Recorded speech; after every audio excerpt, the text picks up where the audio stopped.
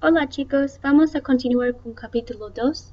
This is actually supposed to be a review of your adjectives and comparisons all the way back from Español 1.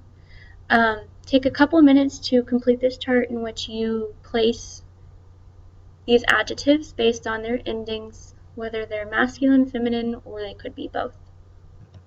We'll check in class. Moving on, comparing adjectives. Okay, so for example, we're going to compare how dirty something is, or how clean something is, or how rich something is. And if they're of the equal or similar richness, or if they're equal and similar dirtiness or cleanness, we're going to use tan plus adjective plus como. El cuadro de Picasso es tan bonito como el cuadro de Velázquez. So Picasso's painting is as pretty as Velázquez's painting. Whenever there's a difference, then we're going to use either más plus adjective plus que or menos plus adjective plus que. El cuadro de Picasso me parece más bonito que el cuadro de Velázquez. In this case, Picasso's painting seems to me to be prettier than Velázquez's painting. Just as easily we could say Picasso's painting seems to me to be less pretty than Velázquez's painting. And here are these paintings that we're talking about. This is Velázquez's painting, Se llama Las Meninas. This is Picasso's painting, también se llama Las Meninas. We can make lots of different comparisons here. We could say el cuadro de Velázquez es más realista que el cuadro de Picasso. We could say el cuadro de Picasso es más monocromático que el cuadro de Velázquez. We could say el cuadro de Velázquez es más interesante que el cuadro de Picasso. In that case, it would be an opinion. We can give lots of different comparisons here. Now, there are certain structures that have specific words that you'll need to remember. Better than, mejor que. El cuadro de Picasso es mejor que el cuadro de Velázquez. Worse than. El cuadro de Picasso es peor que el cuadro de Velázquez. Older than. El cuadro de Velázquez es mayor que el cuadro de Picasso, which is true. Younger than. El cuadro de Picasso es menor que el cuadro de Velázquez. In this case, if you remember a couple years ago, there was a lot of media attention covering this particular story out of Zaragoza, Spain.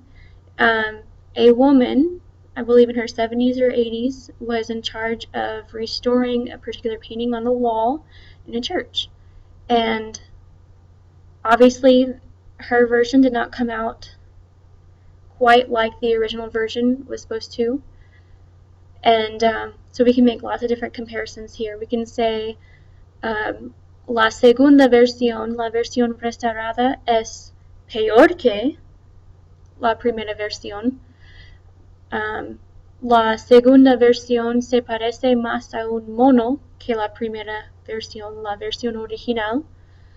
In that case, we're saying that the second version looks more like a monkey than the first one.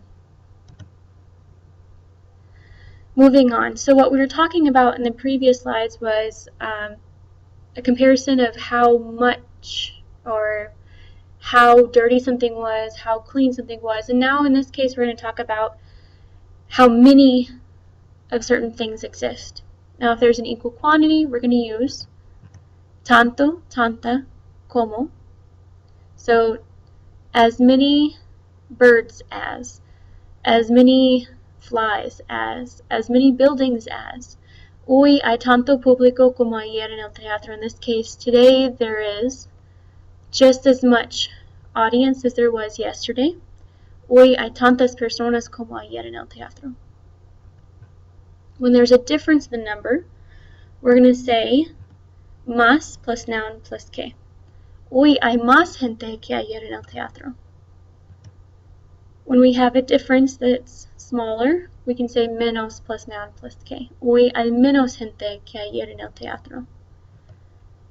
Okay, so hoy hay más personas en el teatro que ayer.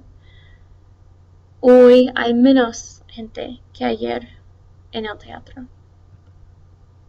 Now the superlative. Now this is basically talking about not comparing two different groups, but comparing one person within a particular group. So if we want to say like the most friendly person, we're going to say el, la, los, or las, in this case la persona. Okay, our noun persona, más, most, and then adjective, amable, friendly. La persona más rica del mundo es Bill Gates. La persona más inteligente del mundo es Mark Zuckerberg.